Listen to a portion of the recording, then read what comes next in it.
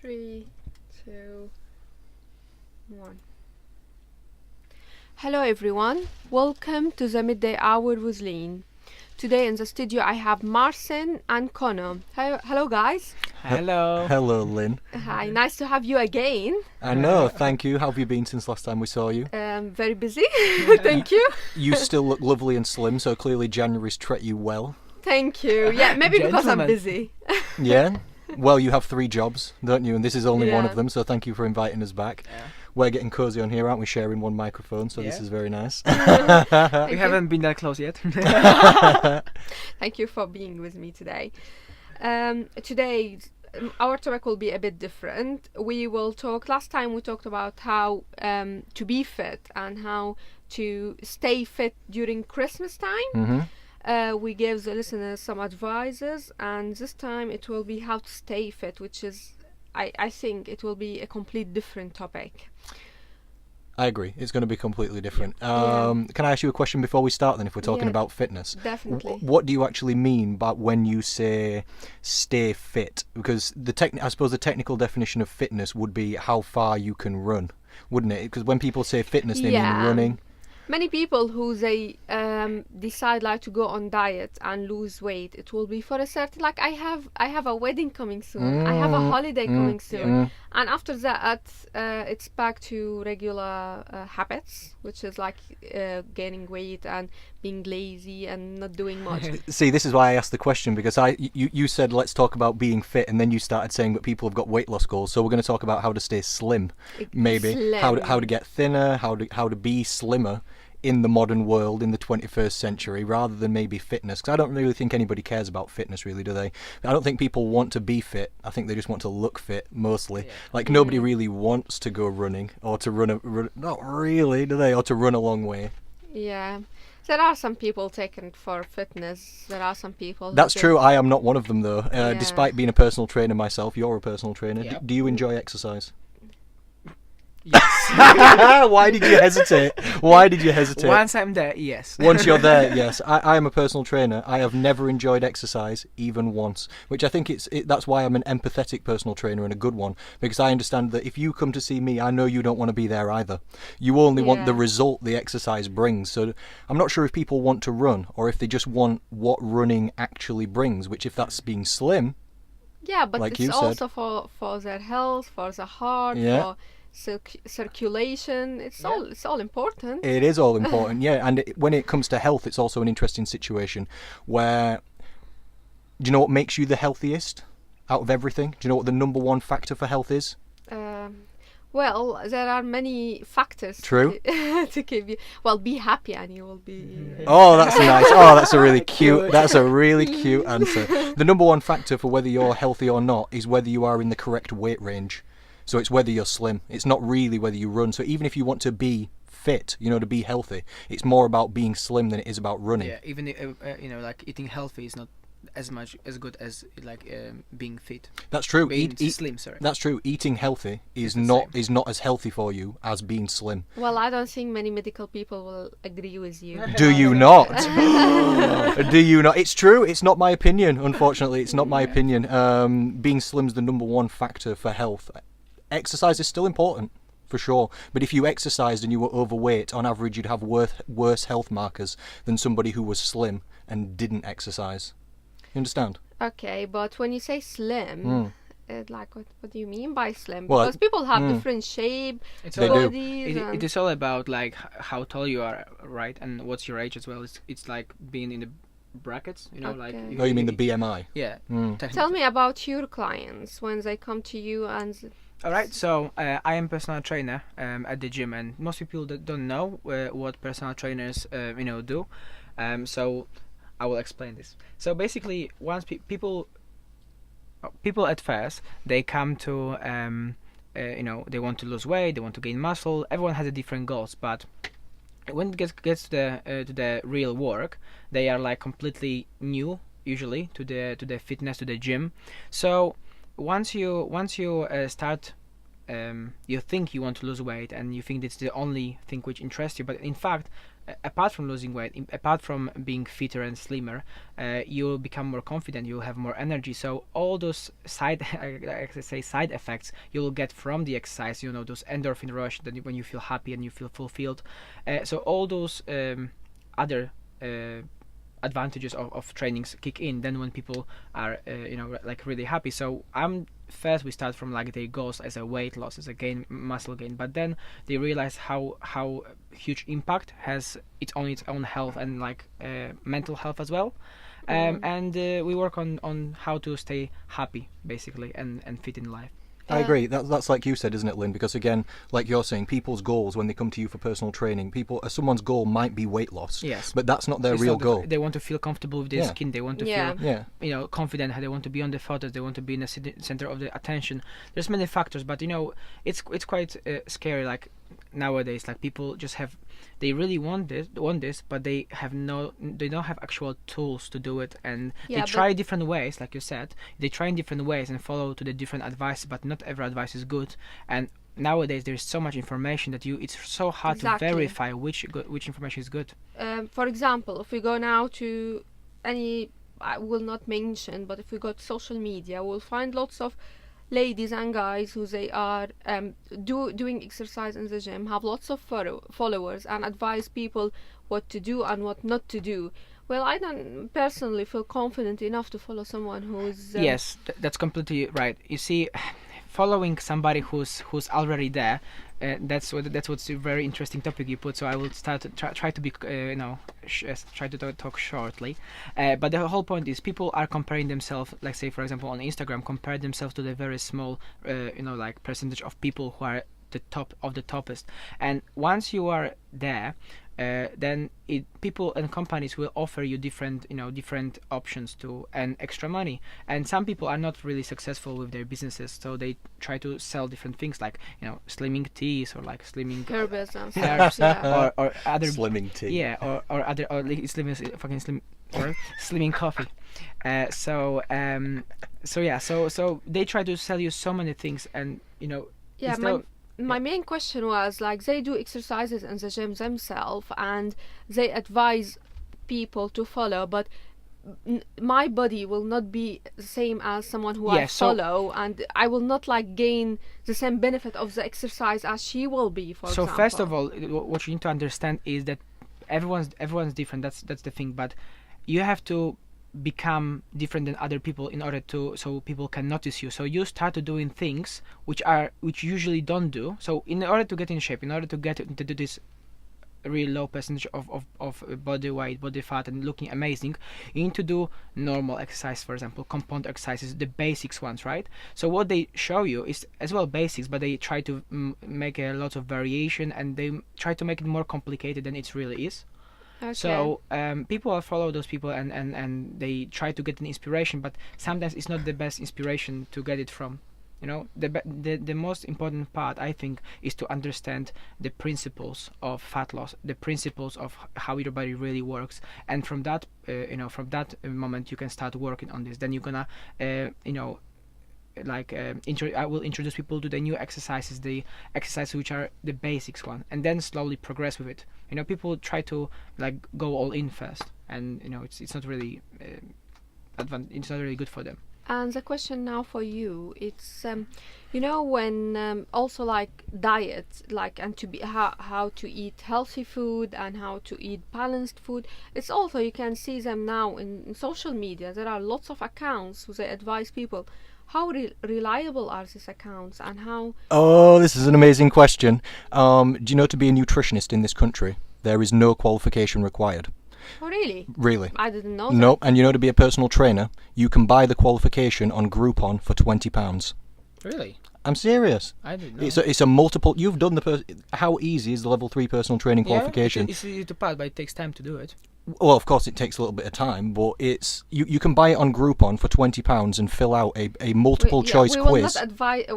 We are not advertising for them. It's just I'm not saying this is a good or a bad thing. I'm just saying it's a fact. It's just true. Technically, it's a good advertisement for them. But I wish I knew before. it means that the entry level, this is a good and a bad thing, because it means the entry level into fitness and nutrition is very low, which means when I wanted to start nutrition over a decade ago, when I was very young, it means there's no barrier for me to enter. I can just give it a try. But is that because I know, like in universities, you need like it's 3 years, I think, 3 years course. To do what though? Like to learn how to advise, like to have your qualification to be in nutrition. Yeah, but you don't need the qualification to be a nutritionist. It's not a real thing. Okay. And if you want to, you can start a page on social media. You can call it Lynn's Nutrition, and you can start selling people plans, and you can start advising people on what they eat with no qualification whatsoever if you want to. So this is good for people who are starting, but it also means there is zero standardization across the industry, and it means the chance of you as a non-professional like us, you're a layperson looking to get help and looking to learn more, the chance of you happening across somebody who's actually qualified and knows what they're talking about is very, very slim. So I need to go and ask for people qualifications around. Maybe, but then how would you know whether the qualification's a good one or not? Like the level 3. Well, that's tricky then, because if I'm looking for advice from a specialist, where I will get it from? I know it's very hard, isn't it? And this is why people turn to social media, like you said. And again, like you said earlier, it's not the best idea, no, because in terms of exercise and fat loss and stuff like this, let's say you were a beginner, Lynn. If you then go onto social media and you're looking at the people like Marcin said, who are in the best shape in the world, it's kind of like you trying to learn to drive from a professional Formula One racing driver. You're looking at the best people in the world when you're not in that situation. That's where you get inspiration from. It can be where you get inspiration from sometimes for some people, but it can also be downtrodden on some people a little bit, because if you look at the front of a men's magazine, the chance of any male looking like that, being able to get their muscles that big and with the abs, with the full six-pack and the bulging biceps and the veins, it's not even unrealistic for a lot of males. It's impossible. It's impossible to even attain that sort of level. So it can be an inspiration in one way. That's true. You've got to aim high. If you start aiming low, then you're never going to get anywhere. But there's a balance to all things, isn't there? And it can become quite overwhelming if you're always comparing yourself to the people who are the top 1% best in the entire world. Yeah, that's I can't comment about that because I've been in London Fashion Week. Oh yes. And I've been just like meeting the models around and asking them a few questions about their preparation for London Fashion Week. How they get in shape, how they stay fit, really? Not the ladies who they be modeling, even the ladies who they attend the event, just because they want to be good in front of the cameras and the public. Well, I had a few different stories. One of them, like, I stay without food every day for 12 hours and I eat for 4 hours. So that'd be fasting. That'd be a diet called. What's that? It's called intermittent fasting. Yep.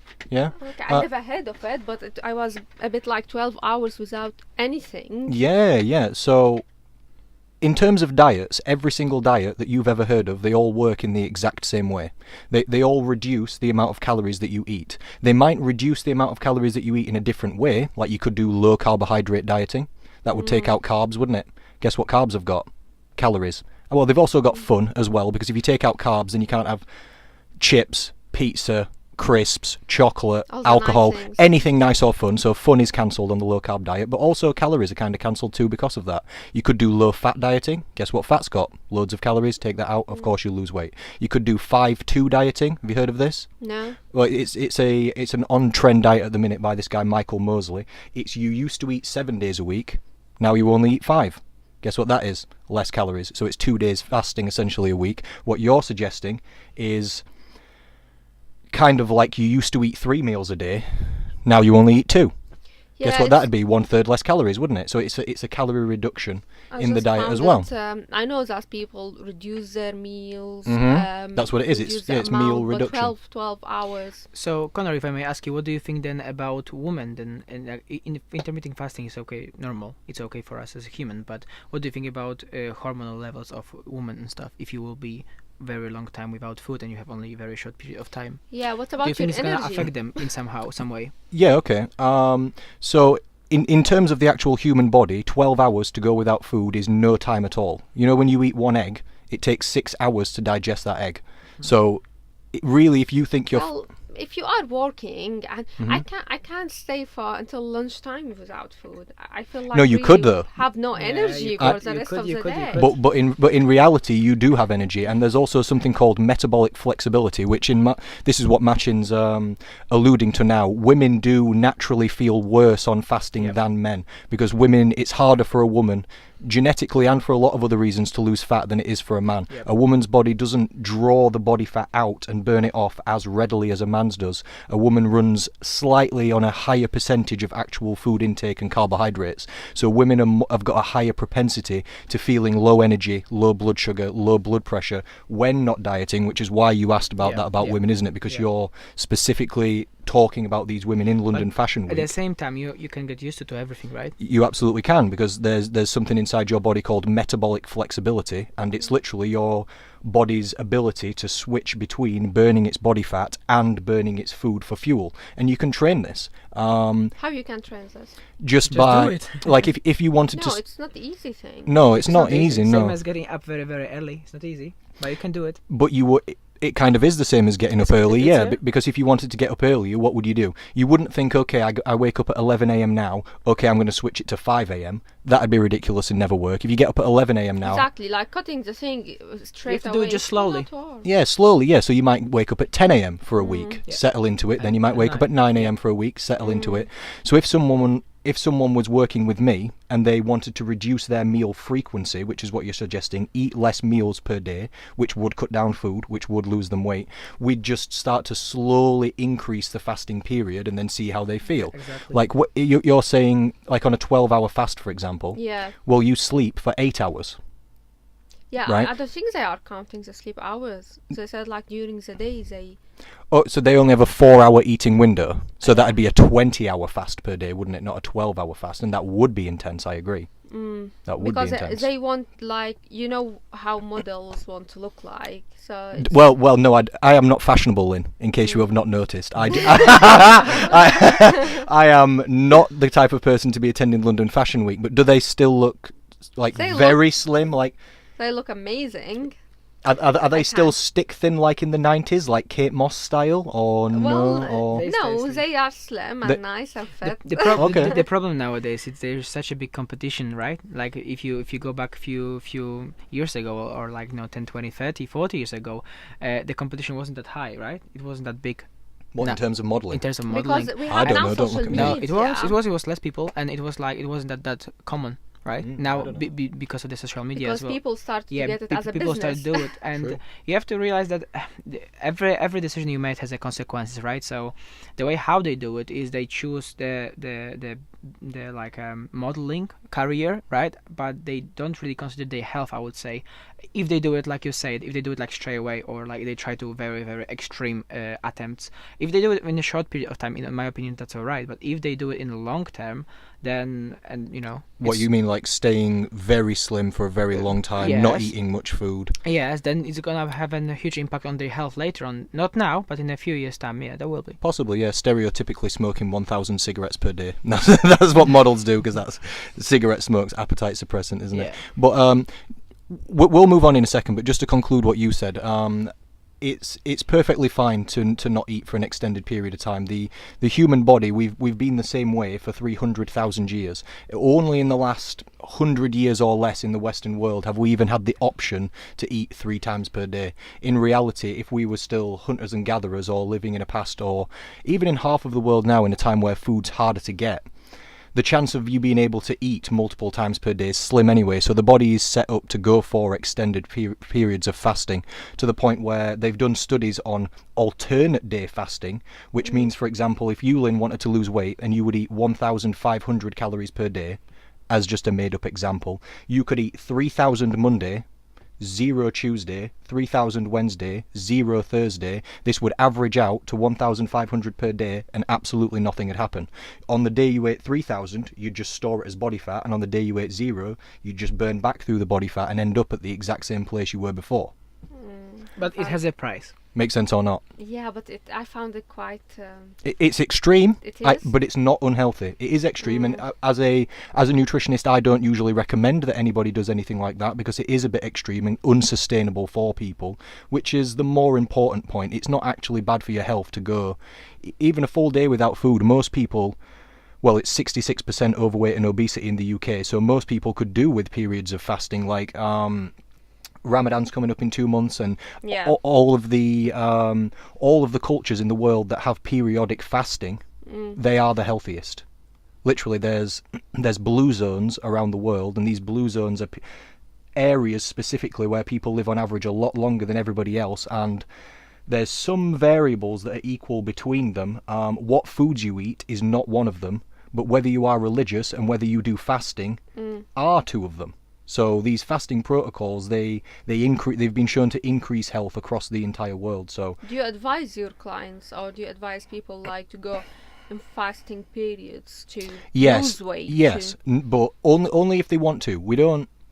I don't advise fasting, but I show it to them as a legitimate and viable option because that's what it is. It is conclusively proven, even on alternate day, like I said, which is, I would never tell somebody, eat double on one day, eat zero the next, eat double, eat zero, because for long-term habits and sustainability, that'd be awful. But for their health, it's perfectly fine. It's proven to be okay. So do I recommend people do fasting? Not really. Do I tell people that they can do fasting and show it to them as a viable option? Yes, because that's what it is. Would I recommend somebody does 20 hours of fasting, 4 hours of eating?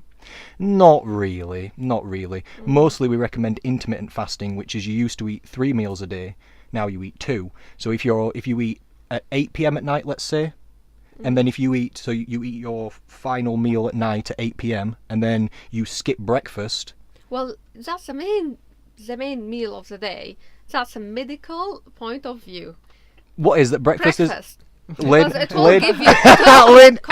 It will give you energy for the rest of the day. Well, it's proven that breakfast is... Who proves that? Nutritionists, the people who do the studies, researchers. What about medical research? Would say like what, that says breakfast is the most important meal of the day? Your doctor will say breakfast is the most I know, but your doctor's not a nutritionist, is he? No. But I am. Is it? Honestly, your doctor, your GP, if you ask them about nutrition, they've it's different opinions, but the same. It's not an opinion. It's not. I don't honestly, Lynn. I do not do opinions. If I say anything that's an opinion, I will say before it. But This is my opinion. It needs to be based on trials. Yeah, of course it is. Yeah, research. You can look up the research if you want to. You can look up Stefan Guillenet, and you can look up the researchers between breakfast and stuff like this. I'm going to be honest with you. Do you know there are studies that show that breakfast is the most important meal of the day? Every single one of them is funded by. Don't say the brand name. No, don't. Is what I couldn't tell what you said by your accent then, Marcin. Every single one of them is funded by breakfast cereal companies, and that is not a lie or an exaggeration. It's funding bias. Yeah. Breakfast kind of is the most important meal of the day because if you skip breakfast, you'll die. The reason is breakfast means breaking the fast. So you've been fasting while you're asleep, and if you never eat breakfast, you've got to break the fast at some point. But there aren't any rules that say that you've got to break the fast before 9 a.m. or what would happen? What if you ate it at 11? Technically, that'd still be breakfast. And I will add something else. So, those breakfast, dinner, supper. Where it come from? Like if you look back 100 years ago, it wasn't even a case. People eat when they was hungry. So people eat when they was hungry, and the why we have a breakfast, dinner, and supper now is because when the industrial factories have been created, people go into work in the morning, so they was eating before work, and then they have one lunch break, so they have a dinner, and then they go back from work and they have a supper, and this is why those meals exist. So saying that breakfast is the most important part of the day in terms of on the concept that we have 3 meals is just made up concept. Well, yeah. We as a human we never ever had specific time when we can eat. We didn't have this luxury. Yeah, but people, if you are going to work or to school, to uni, whatever, you need you need your energy for it. That's why. Think about it this way. Some people are doing better. That's why I'm saying you have to test your own way. Some people are doing better eating breakfast. I can skip breakfast. I'm completely fine with it. I don't even have no less energy. So you have to test it on yourself. But breakfast, in my opinion, is not the most important part of the meal. It just don't say that because it's not your opinion. It's a fact that breakfast is not the most important meal of the day. We're gonna have to go. Google it, search it, find it. No, don't Google it. I am the professional clinical nutritionist for over a decade. Exactly. I've come here to lay. We can argue about this after the break, Lynn. We're gonna have to go back to this again. Yeah. So we still have a minute to go. If you want to, So comment on it. You go. Yeah. So as I said before, with the meals, I just don't like the idea of making like one particular thing like a holy grail. Like breakfast is the most important part, or intermittent fasting is the most important part. It's all the tools that you can use, and I think, Lynn, that you are looking at this in a really short period of time, in terms of like 50 years, 100 years, or even probably less, that now people are waking up and they're like, oh, I'm hungry, so I need to eat because I have no energy for that. But you have to look in the bigger picture. In like a few hundred years ago, we didn't have that. We didn't have freezer, as Connor says before. So imagine medieval times, right? And have you even luxury to eat 3 times a day? Maybe if you was a rich person, but if you didn't, then you haven't, and you could eat whatever you could, right? And when people were slimmer back then, weren't they? And they were slim because there was not much food, and they have to move everywhere else. Time for We'll the break. carry on talking after the break. Stay with us on Midday Hour with Lynn. Hey.